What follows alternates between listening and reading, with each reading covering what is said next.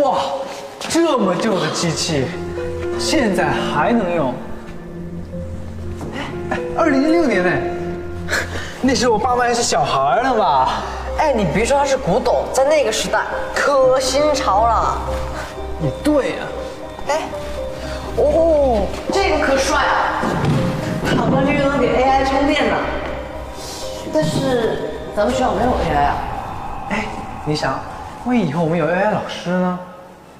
同学们好，老师好。好。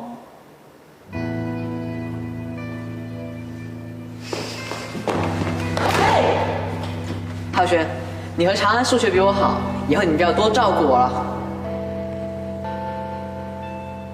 谁跟你说话呢？你没有听见？我听见了。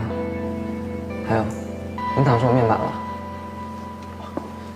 听见了你也不回个话。